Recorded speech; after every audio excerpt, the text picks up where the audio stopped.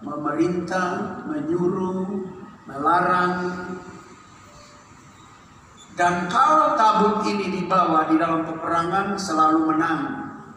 Kalau tabut ini tinggal di rumah siapa atau kerajaan mana, kerajaan itu diberkati. Kalau tabut ini melintasi barrier atau halangan, hambatan selalu buyar, begitu. Dan saya terus mau beri keterangan bahwa ini adalah kehadiran Allah di tengah bangsa Israel. Kehadiran Allah berkomunikasi dengan bangsa pilihan Tuhan. Saman anugerah. Realisasi dari tabut ini adalah Tuhan Yesus Kristus. Karena Tuhan Yesus Kristus adalah Allah yang menjadi manusia, yang berbicara kepada manusia, yang kasih petunjuk dan kasih arahan kepada manusia, yang mengerjakan keselamatan, yang membebaskan manusia. Jadi pada zaman Taurat, tabut tempat Allah berbicara kepada manusia, sama itu sama anugerah, tabutnya hidup, bukan lagi benda mati, yaitu Kristus Yesus. Nah, saya ingin tunjukkan di mana letak tabut dalam kemah suci. Tabut dalam kemah suci itu atau tabernakel itu ada di paling puncak di sana, yaitu ruang Maha Kudus.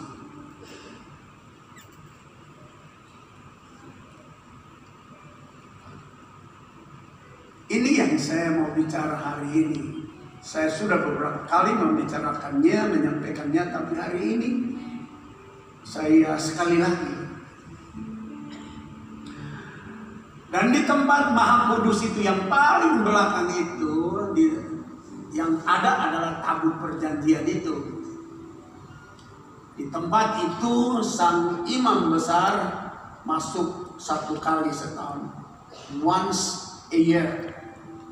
The high priest going in and bring blood of calf or sheep.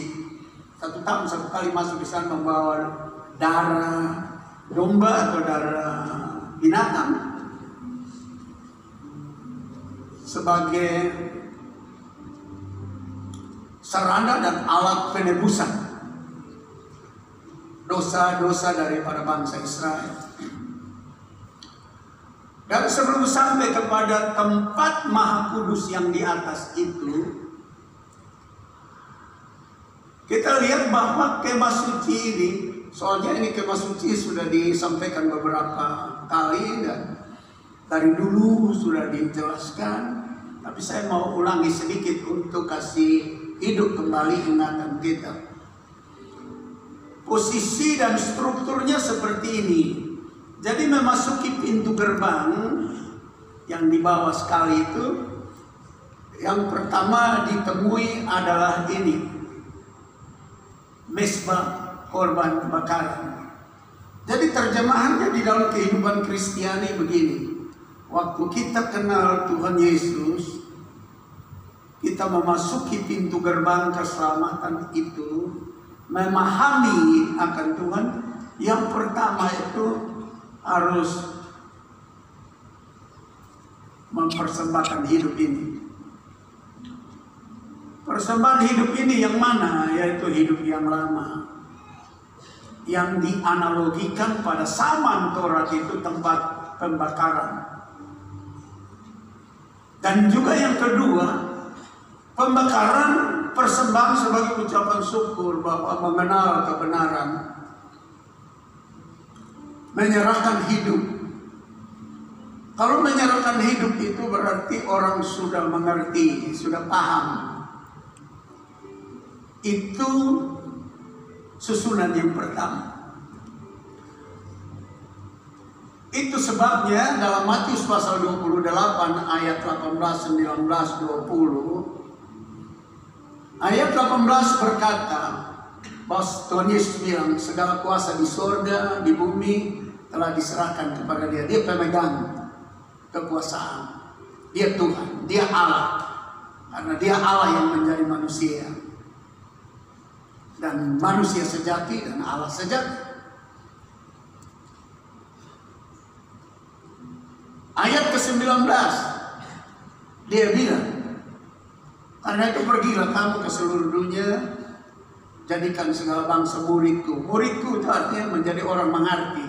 Itu bagian pertama, mengerti lalu menyerahkan hidup di lesbah korban bakaran itu. Semua mengerti, saya orang berdosa, saya orang bersalah, semua diselesaikan di situ di mesbah korban bakaran. Kasih lenyapis itu analogi, tapi itu yang terjadi pada zaman Torah. Jadi diperlukan orang mengerti untuk bawa persembahan. Baby belum bisa bawa persembahan di situ. Jadi murid artinya orang yang mengerti. Selesaikan di situ. Menyanggup paut dosa, semua diselesaikan dulu di situ. Menyanggup paut semua kejahatan diselesaikan dulu di situ. Di mesbah korban bakaran itu, yang pertama itu. Seluruh kejahatan di situ, segala pelanggaran di situ, mulai dari pemabukan, perjudian, tukang rokok, tukang minum, tukang selingkuh, dia punya semua manusia lama itu dibakar di situ. Itu analogi dalam perjanjian baru bertobat. Maka itu Tuhan Yesus berteriak. Menyambung apa yang Yohanes teriakkan, menyiapkan diri kedatangan, menyiapkan kehadiran Yesus, itu dia berteriak, bertobatlah kamu karena kerajaan surga sudah dekat. Kata bertobat dalam bentuk analogi ini artinya semua itu dibakar, semua itu dilenyapkan, semua itu dihabiskan. Karena kerajaan surga sudah dekat. Dan Tuhan Yesus bicara, bertobatlah kamu dan beri dirimu dibaptis. Yohanes juga bilang begitu. Nah, baru jenjang keduanya naik ke bejana pembasuhan itu yang di atas. Bejana pembasuhan ini analogi dalam zaman anugerah ini yaitu baptis. Jadi sudah dari dulu susunannya begitu. Mengerti, bertobat di bawah, baru dibaptis. Sekali lagi ayat 19 dari Matius pasal 28. Dia bilang jadikan semua bangsa muridku. Artinya bikin dulu mengerti, tahu saya orang berdosa, saya orang bersalah, saya orang nakal, saya sudah ditebus, saya dulu sudah diselamatkan, saya sudah dibebaskan. Nah, sudah mengerti itulah, lalu langkah firman Tuhan yang bertobat dan beri dirimu dibaptis, naik ke kolam bejana pembasuhan itu. Jadi kita tidak bisa bolak-balik itu.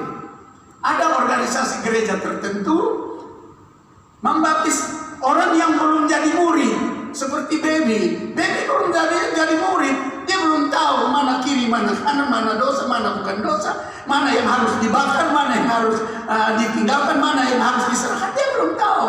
Tapi banyak organisasi gereja sedang menterbalikan susunan dari zaman purbakala yang Tuhan sudah bikin. Dia punya agenda bagaimana, mulai dari mana, lalu kemana, baru masuk di kolam pembasuhan itu.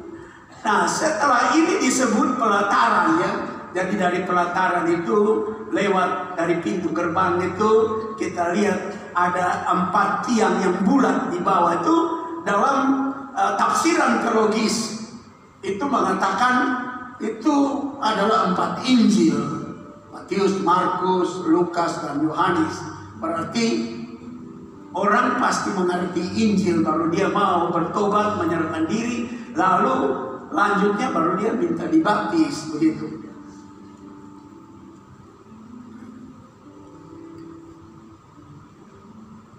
Jadi skema ini sudah dari dulu, bukan baru sekarang yang bikin jadi masalah di antara organisasi gereja yang bilang ya, anak kecil atau orang tua, orang besar mengerti atau belum mengerti, baptis saja. Tidak bisa. Sudah dari dulu bayangannya sudah ada. Di akhirat Tuhan Yesus menyatakan bahwa jadi murid baru dibaptis. Sebab ayat 19 Matius pasal 28 itu dia bilang, pergilah kamu ke seluruh dunia, jadikan semua bangsa muridku, lalu baru baptis. Ini belum jadi murid sebabtis. Berarti organisasi gereja yang melakukan itu berkata begini, Tuhan lu pun omong sampai betul, beta pun tradisi gereja yang betul begitu. Beta pun adat dalam gereja yang betul. Lu punya omong tidak benar. Lu pun omong bilang jadi murid dulu baru dibaptis. Tapi sekarang beta tidak perlu jadi murid, baptis dulu. Nah itu masalah besar, bertentangan dengan Tuhan. Ketika kita sudah melalui tahap pertama, kedua, nanti kita masuk ke tahap yang berikut. Tahap itu ada di dalam ruang kudus. Ruang kudus ini ada pelita kaki dian seperti itu, dan ada roti pertunjukan. Kalau kita sudah memenuhi prosedur dari bawah ini ke atas, dengan sendirinya kita akan menjadi terang buat orang lain. Pasti kita menjadi orang yang mengenyangkan orang lain, yang dianalogikan dengan roti pertunjukan dan pelita di sana. Pasti kita jadi berkat. Kita berdoa jadi berkat, kita pergi ke pasar kita jadi berkat, karena kita bawa terang. Bukan kita nyanyi di sini baru jadi berkat, lalu keluar ke sana minum minuman keras atau isap rokok di sana, lalu apa yang terang, rokok yang terang, atau hidup kita yang menjadi terang Injil Yesus Kristus. Jadi kalau tidak bertobat, tidak dibaptis, lalu paksa jadi pelita, paksa bersaksi, paksa berkhotbah, paksa menyanyi di sini, paksa sinner di sini, paksa jadi pemusik di sini, paksa semua, saudara berbohong, kita berbohong. Jadi terang palsu, jadi roti palsu, sehingga orang bukan makan lalu dia hidup, dan makan jadi racun. Orang lain lari dari Tuhan, tinggalkan Tuhan. Itu sebabnya persyaratan pertama pemusik harus berhenti minum, berhenti rokok, juga sinyer berhenti minum, berhenti rokok, bertobat, dibaptis, begitu.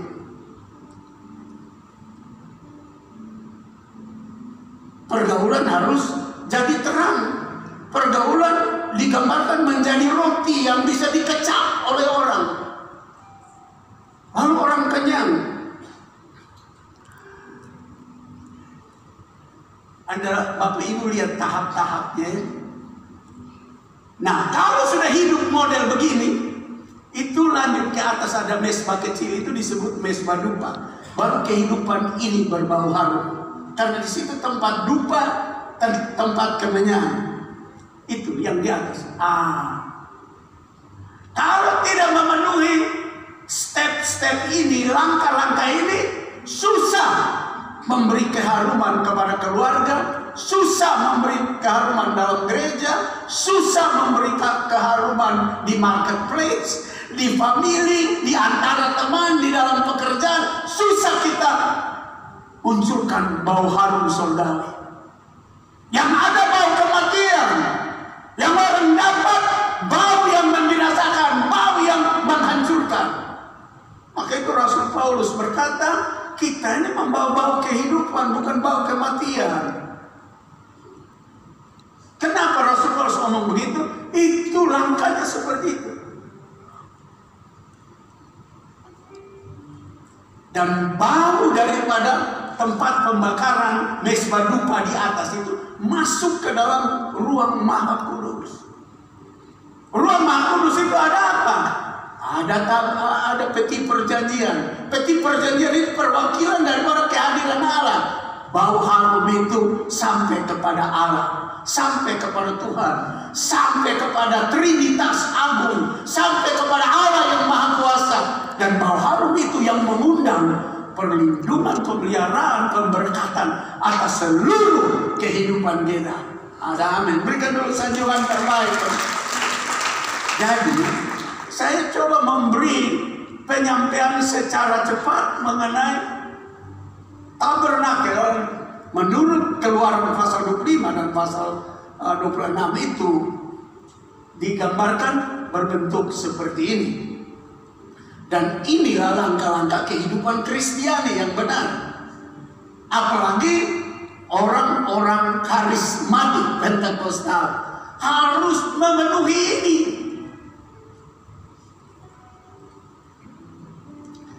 Nah, saya lanjut. Tadi saya bilang yang saya mau bicara yang paling di atas itu, tabut perjanjian.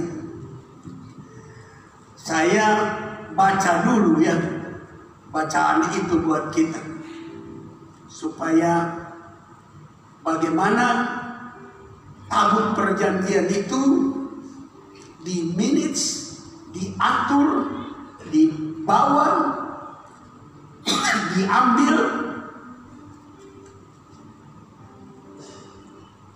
ditaruh di dalam hidup atau dalam istana atau di rumah masing-masing. Ada dia punya mekanisme. Saya baca dulu ya. 2 Samuel 6 ayat 3 mulai. Mereka menaikkan tabut Allah itu ke dalam kereta yang baru. Setelah mengangkatnya dari rumah Abinadab yang di atas bukit, lalu Usa dan Ahio, anak-anak Abinadab, mengantarkan kereta itu. Usa berjalan di samping tabut Allah itu, sedang Ahio berjalan di depan tabut itu. Daud dan seluruh kaum Israel menari-nari di hadapan Tuhan dengan sekuat tenaga, diiringi nyanyian, kecapi, gambus, rebana, kelentung, dan caracap.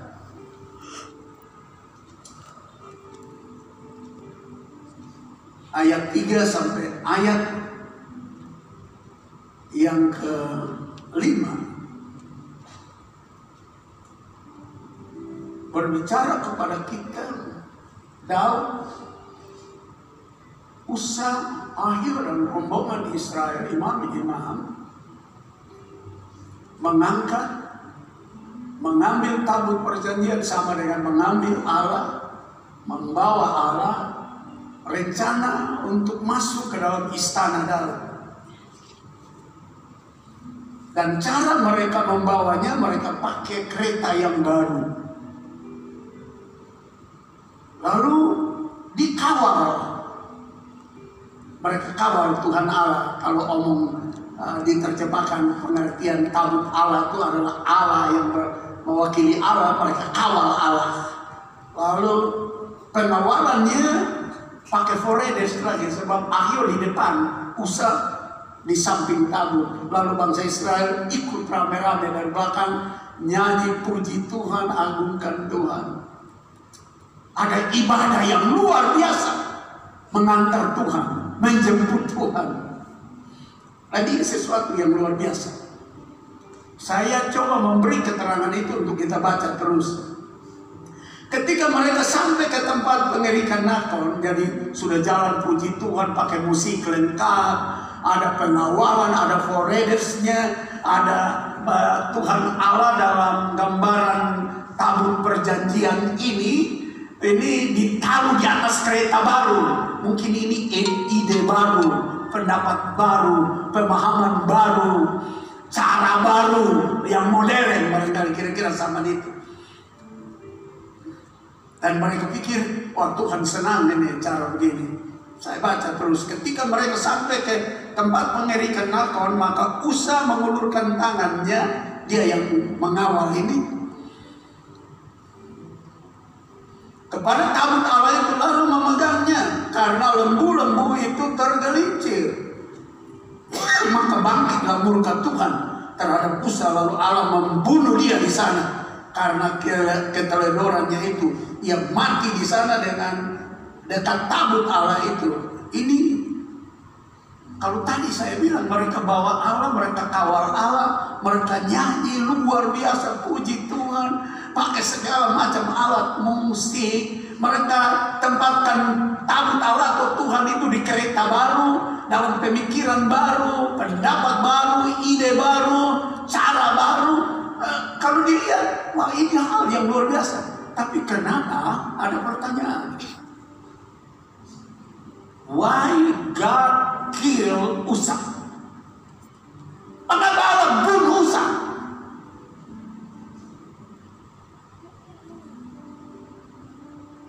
Sudah nyanyi puji Tuhan, sudah haleluya kuat-kuat, sudah pakai semua alat musik, singernya hebat, sound leadernya hebat, imam-imam berjalan rame-rame dalam ibadah seperti gereja dalam perjalanan, kira-kira begitu, mau menuju ke istana daripada Daud. Justru bukan ada kehidupan, tapi ada kematian. Salahnya di mana? Kita mesti cari tahu salahnya. Saya baca terus. Daud yang tadi menyanyi haleluya puji Tuhan, menari meloncat, berhenti dan menjadi marah karena Tuhan telah menyambar Usa demikian hebatnya. Maka tempat itu disebut orang Peres Usa sampai sekarang. Sudah timbul kematian. Orang yang jemput Tuhan, yaitu tabut perjanjian itu mewakili Tuhan, diikuti dengan pengawal, diikuti dengan musik, singer, song leader yang hebat-hebat sambil menari meloncat-loncat, tiba-tiba berhenti, berubah drastis dan sukacita menjadi marah kepada Tuhan. Kenapa? Jadi pertanyaan. Setelah marah sama Tuhan, Daud marah sama Tuhan, kita baca terus ya.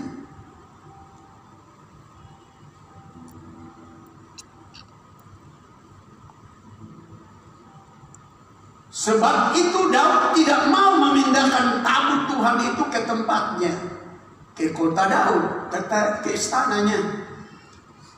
Tetapi Daud menyimpan dan membawanya ke rumah Obed Edom, orang Gad itu. Kita teliti baik-baik ya. Mereka bawa Tuhan. Mereka tidak melakukan menurut Tuhan punya mau. Kira-kira begitu. Di tengah jalan mereka kecewa dengan Tuhan. Daud kecewa dan marah. Lalu dia menjadi ketakutan. Lalu tabut Allah yang mewakili Allah ini digeserkan, dititip di rumah orang, tidak jadi bawa ke istana, yaitu di rumah Obed Edom, orang Gad itu. Lalu apa yang terjadi? 3 bulan lamanya tabut Tuhan itu tinggal di rumah Obed Edom, orang Gad itu, dan Tuhan memberkati Obed Edom dari seisi rumah dan seisi rumahnya. Diberitahukanlah kepada Raja Daud demikian, Tuhan memberkati seisi rumah Obed Edom dan segala yang ada padanya. Oleh karena tabut Allah itu, Allah sumber berkat ini digeserkan. Allah yang mau memberkati Daud dan seluruh bangsa Israel digeserkan gara-gara pertama, mereka punya ide baru, kasih muat tabut ini di kereta baru, dikawal, Tuhan Allah dikawal. Biasanya kan orang lemah, yang orang tidak kuat yang dikawal, ini maha kuasa, maha kuat, dikawal, dijaga. Lalu waktu kereta baru yang mereka bawa ditarik oleh lembu, mau tergelincir, mereka coba mau bantu lagi, yang mau bantu mati. Lalu akibatnya menimbulkan hati yang tidak lagi hormat Tuhan, marah Tuhan oleh Daud. Lalu jadi takut. Lalu berkat, yaitu tabut Allah yang adalah sumber berkat, karena itu perwakilan Allah atau serana Allah, sudah tidak dibawa ke istana, dititipkan kepada orang lain, diberikan kepada orang lain.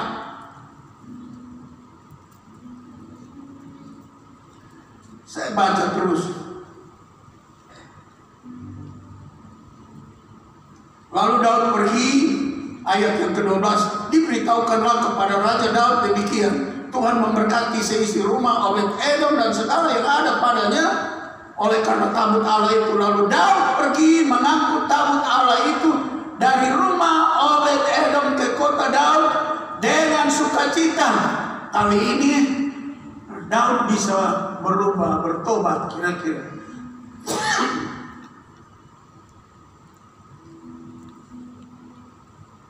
Dia baru sadar perlakuan yang salah membuat dia kehilangan berkat selama 3 bulan.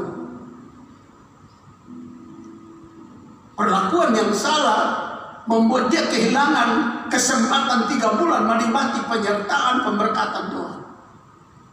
Untung saja dia sadar, dan kali ini dia pergi ambil tabut perjanjian itu, sudah tidak pakai kereta lagi, sudah tidak pakai gerobak dan lembu lagi.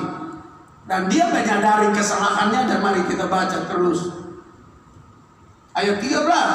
Apabila pengangkat tabut Tuhan itu melangkah maju 6 langkah. Jadi sudah tidak pakai kereta, sudah tidak pakai gerobak, sudah mesti pikul itu tabut. Lalu kesadaran akan kesalahan, harganya mahal ini. Mari kita lihat, setiap maju 6 langkah, maka ia mengorbankan seekor lembu dan seekor anak lembu gemukan. Bayangkan dari rumah Obed Edom ke istana itu jaraknya lumayan jauh. Kalau 6 langkah, korbannya begitu banyak, berapa miliar habis.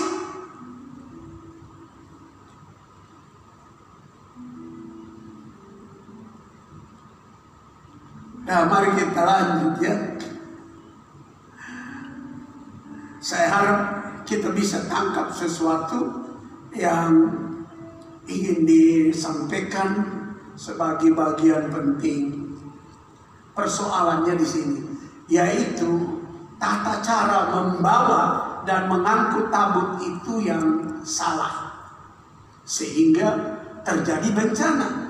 Tabut sekali lagi adalah Allah dalam bentuk tipologi analogi yang disebut tabut Allah atau tabut perjanjian. Salahnya di mana? Kita baca Keluaran 25 ayat 13. Engkau harus membuat kayu pengusung dari kayu penaga dan menyambutnya dengan emas. Haruslah engkau memasukkan kayu pengusung itu ke dalam gelang seperti ini. Kalau tabutnya model begini, ada gelang untuk tusuk kayu buat pikul ya.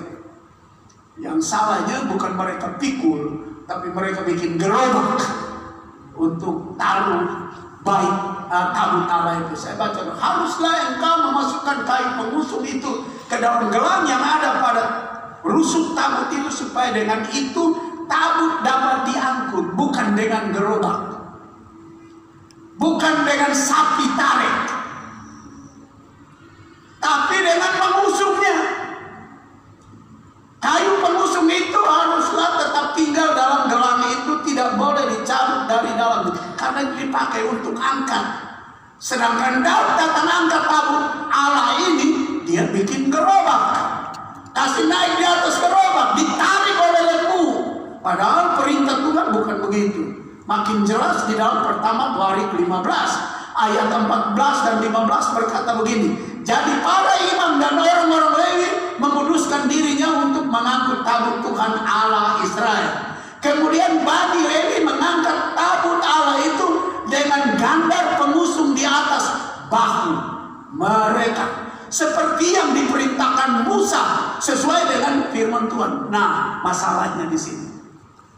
Tuhan ngomong lain, Daud dengan imam-imam, dengan Usa, dengan Akhio, dengan pemain musik, dengan singer shock leadernya buat lain. Tuhan bilang harus tabut itu diangkat, dipikul oleh manusia, bukan dipikul oleh gerobak. Kalau terjemahnya di dalam Samana Nugra, nama Tuhan, nama Allah yang besar, Injil itu adalah tanggung jawab manusia. Manusia yang harus pikul. Sebab yang selamat manusia bukan gerobak. Yang selamat bukan sapi yang tarik itu gerobak. Yang selamat adalah manusia. Maka itu dibilang manusia harus pikul, taruh di bahunya. Tanggung jawab Injil itu bukan pada binatang, bukan pada gerobak, pada manusia. Berikan senyuman kepada ini. Masalah kadang-kadang kita buat tafsiran yang salah. Akhirnya apa yang terjadi? Harus ada kematian. Harus ada hati yang tidak hormat Tuhan lagi. Harus berkat yang kita terima hilang, dititipkan kepada orang lain, yaitu Obed-Edom. Yang selamat bukan gerobak, yang selamat bukan sapi, bukan lembu yang tarik itu. Maka itu diperintahkan dari dulu, manusia itu yang mesti pikul Injil itu. Manusia itu yang mesti pikul berita Injil itu. Dia harus pikul berita kesaksian itu.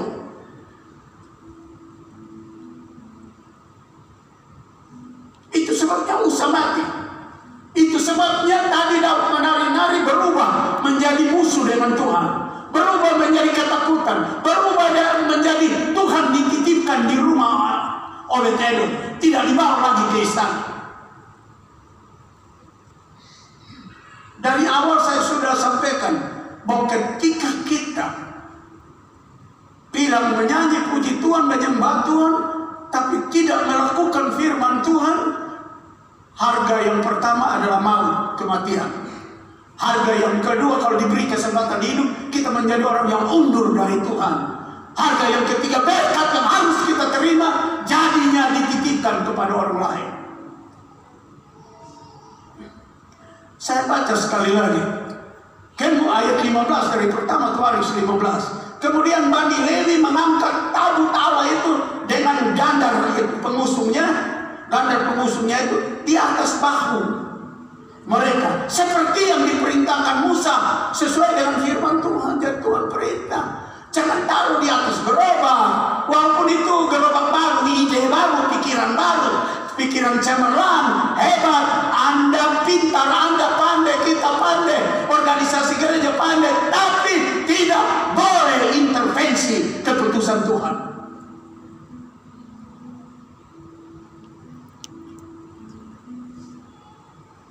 Contoh sederhana saja.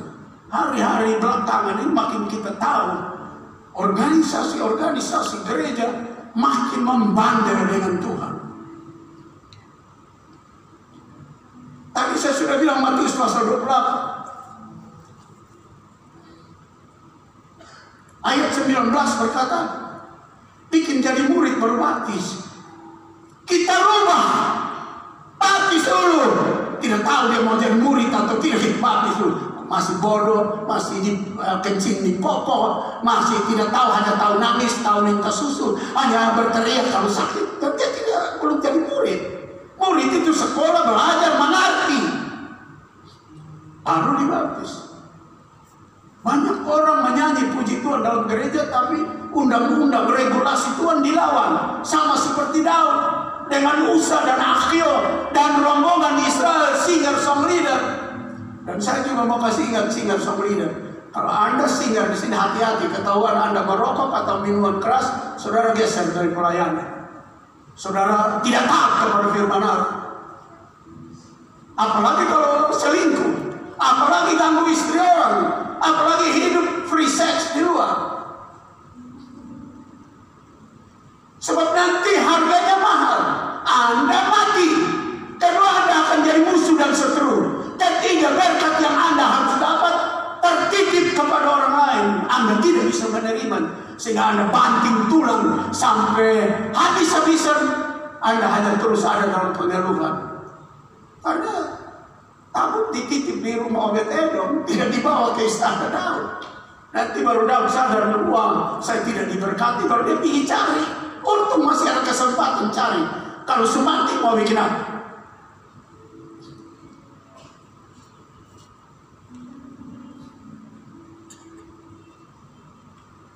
Pelanggaran tata cara membawa dan mengangkut tabut, violation of procedure for carrying and transporting the Ark of Covenant, yang jadinya seperti ayat 3 yang kita sudah baca. Pelanggarannya apa? Tuhan suruh pikul di bahu. Mereka menaikkan tabut Allah itu ke dalam kereta yang baru. Mereka bangga. Kalau ini diterjemahkan dari ide baru, pendapat baru, serana modern dan lain-lain. Tuhan bilang pikul, lu pikul. Tidak pernah ada ayat firman Tuhan yang berkata orang yang mau ikut aku salibnya dimuat di atas gerobak atau salibnya dimuat di atas mobil. Tidak. Salib, pikul salib yang mau ikut aku, pikul salib mau dan ikut aku. Tidak pernah ada perubahan kalimat itu. Artinya apa? Tanggung jawab menjadi saksi itu bukan benda mati, tapi kita. Berikan senyuman terbaik. Ya kita hati-hati.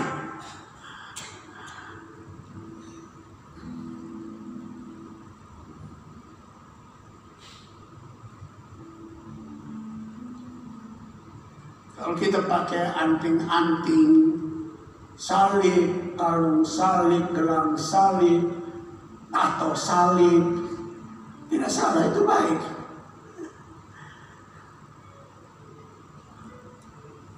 Tetapi apakah itu membuktikan kita pikul salib?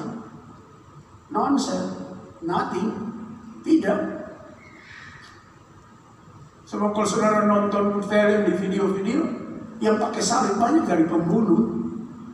Yang terjadi di Indonesia, berapa banyak pendeta yang bunuh pacarnya? Sudah bunuh lagi tidak rasa berdosa. Satu pendeta di jalur Ampopulu bunuh selingkuhannya, masuk di penjara di lapas Pemfui, mati di situ.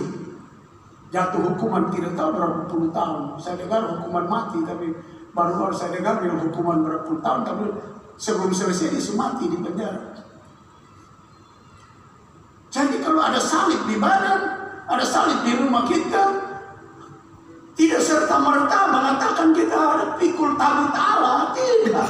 Karena banyak yang pakai salib masuk tempat pelacuran. Banyak yang pakai salib pergi ke tanpa kelap-kelip malam di tempat karaoke sana. Banyak yang pakai salib selingkuh dengan istri orang, suami orang. Banyak yang pakai salib hidup free sex di mana-mana. Bahkan memimpin rombongan kejahatan di mana-mana. Jadi kalau firman Tuhan yang mau ikut aku, enak yang mau pikul salibmu, itu tanggung jawab bahu hati. That's your responsibility about the cross. Not figure. Not picture in your body. Bukan gambar di tubuhmu. Bukan satu lukisan di tubuh kita. Tapi bagaimana hati ini memiliki sesuatu yang bernilai, pikul di atas bahu. Injil itu, nama Allah itu. Maka itu ikut tahap-tahapnya itu. Akan menjadi dupa yang berbauan naik kepada yang maha kuasa dan disebut sampai ke tempat yang maha kudus.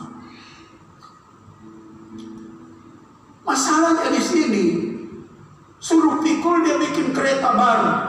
Setelah mengangkatnya dari rumah Aminadab yang di atas bukit, lalu Usa dan Ahio anak-anak Aminadab mengantar kereta itu. Usa berjalan di samping. Jangan mengawal Tuhan. Tuhan tidak suruh kita kawal Tuhan, tidak suruh juga kita bela sama Tuhan. Kita lihat di YouTube sekarang berapa banyak orang yang muncul sebagai pembela Tuhan. Saya pikir hanya buat masalah saja. Tuhan tidak suruh kita bela sama dia. Tidak suruh kita kawal sama dia. Ini usaha kawal. Lalu Ahio di depan seperti foreigners begitu. Matilah mereka semua melanggar aturan. Jadi prosedurnya salah. Kalau kita mau ikut Tuhan, ikut prosedurnya. Kalau kita mau cinta Tuhan, ikut prosedur. Kalau kita mau pikul tabut, kita mau pikul nama Yesus dalam diri kita ini, itu pembaruan hidup. Itu yang dianalogikan dengan pikul di atas bahu kita. Dalam hidup ini, kita selalu menghadapi himpitan dan tantangan baru. Dan tabut itu yang mewakili Allah itu adalah bearers breaker, penghancur penghalang. Jadi kalau ada Tuhan di dalam kita, Halangan boleh datang, tapi kita tidak perlu takut dan gentar. Ini satu bukti ketika bangsa Israel akan menyeberang Sungai Yordan, dipimpin oleh Yosua.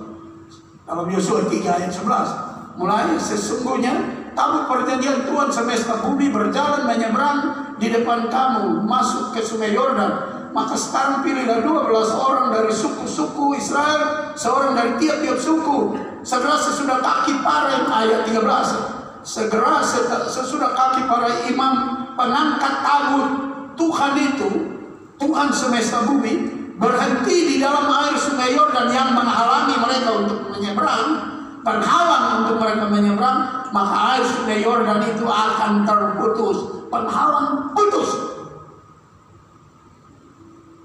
Air yang turun dari hulu akan berhenti mengalir menjadi bendungan. Lalu kalau baca terus, bangsa Israel nyebrang tanpa kaki mereka basah, dihalangi oleh Sungai Yordan. Jadi kalau hidup ini banyak kesukaran dan kesulitan, bukan ada masalah, asal ada tabut itu dalam hidup kita. Tadi coba dijelaskan bahwa tabut dalam zaman Taurat, benda mati jadi sarana kehadiran Allah. Tabut dalam zaman anugerah, Yesus itu sendiri. Karena tabut itu tempat Allah berbicara kepada manusia. Yesus adalah Allah yang manusia, bicara kepada manusia, perintah manusia, atur manusia, kasih regulasi, kasih undang-undang ilahi kepada kita.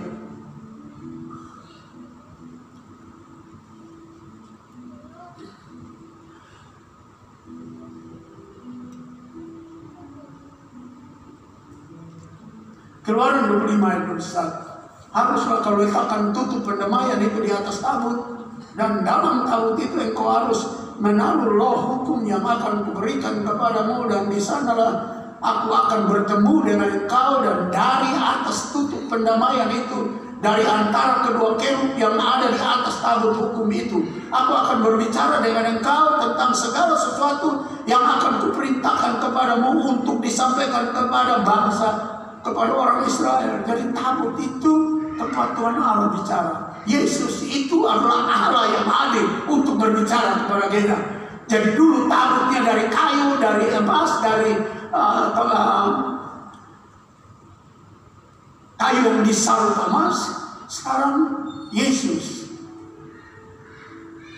yang kita harus bawa dalam tanggung jawab kita, bukan tanggung jawab benda mati, bukan tanggung jawab kereta baru. Benda mati walaupun canggih hebat, tapi itu semua tidak masuk surga. Yang masuk surga kan kita, dan kita yang mesti pikul. Imamat 16 ayat 2, firman Tuhan kepadanya, katakanlah kepada Harun kakakmu, supaya ia jangan sembarang waktu masuk ke dalam tempat kudus di belakang tabir itu. Jadi tidak boleh sembarang masuk. Maksudnya tidak boleh sembarang masuk itu, makna teologisnya adalah hati-hati supaya kalau engkau berdosa jangan coba-coba gitu. Engkau melanggar tata krama dari awal dalam kemah suci itu, jangan masuk. Nanti engkau mati, mesti memenuhi prosedur itu. Nah sekarang dalam zaman anugerah, kadang-kadang orang sampai bertobat juga dia berkhotbah. Kadang-kadang orang sampai bertobat juga dia sinyal. Kadang-kadang orang sampai bertobat juga dia mau song leader, mau main musik. Kadang-kadang orang yang hidup di dalam dosa juga dia mau bersemangat omong Tuhan. Ini berbahaya. Firman Tuhan bilang, hati-hati jangan sembarang masuk, nanti engkau mati sedu-sedu. Dan pengertian mati ini, sebelum mati putus nafas, usahamu mati, pekerjaanmu mati, pengetahuanmu mati, semua mati. Berakhir mati sungguh-sungguh.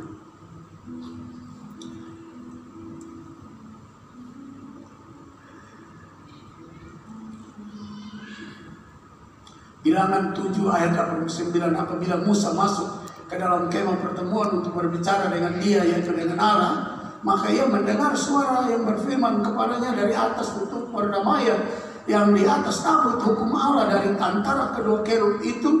Demikianlah ia berfirman. The tools that God speak, and so to himself, kepada dirinya,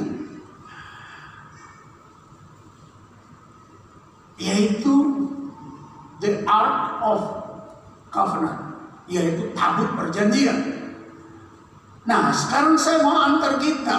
Tabut perjanjian yaitu Tuhan Yesus itu sendiri. Apa yang dia bicara buat kita?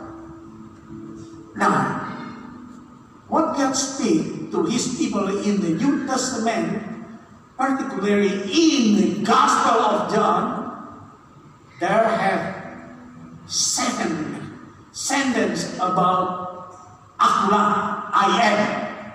Jadi ada 7 perkataan di dalam Injil Yohanes mewakili apa yang Allah bicara dalam tabut perjanjian zaman Taurat itu digenapi di dalam Yesus yang berbicara di dalam Injil Yohanes itu. Pertama dia berkata, dalam Yohanes 6 ayat 35 dia bilang, akulah roti hidup.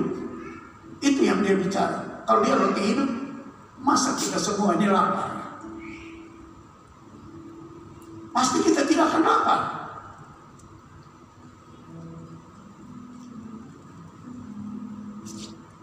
Yang kedua, dia berkata, aku terang dunia. Kalau ikut sama dia, dengar sama dia, pikul, taruh dalam hati. Pikiran kita tidak gelap, pergaulan kita tidak gelap, tutur bicara kita tidak gelap, sepak terjang kita tidak gelap, usaha kerja kita tidak gelap. Semua terang karena dia terang. Yang ketiga, akulah pintu. Kita tidak akan kesasar. Dia pintu yang terbuka menurut Wahyu pasal 21 itu. Pintunya di 4 sisi utara, timur, selatan, barat itu ada 12 pintu terbuka siang dan malam yang membuat kita gampang masuk ke dalam keselamatan yang kekal. Dia pintu. Kenapa orang sesat? Kenapa orang salah jalan? Kenapa orang tidak lihat pintu itu sehingga dia masuk ke pintu yang lain atau jalan yang lain? Yang keempat, pasal 10 ayat 11 dia berkata, aku gembala yang baik.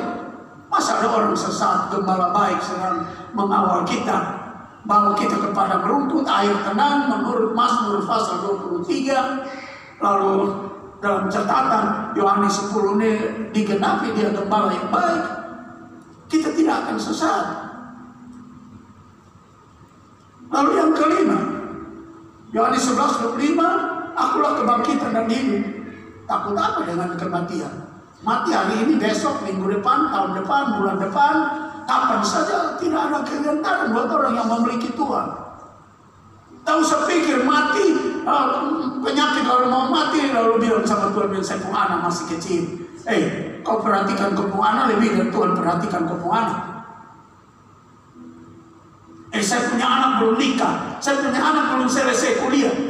Saudara lebih hebat dari Tuhan Allah kan? Yang tahu urus anakmu kuliah, yang tahu urus anakmu menikah, yang tahu urus semua keperluan anakmu. Kadang-kadang kita intervensi Tuhan. Ya kalau memang Tuhan panggil kita pulang, asal jangan minum racun saja kan. Tahu seperti ke jembatan Lilima untuk buang diri. Tapi memang normatif Tuhan panggil kita pulang, kita ingat firman Tuhan ini. Yohanes 11 ayat 25.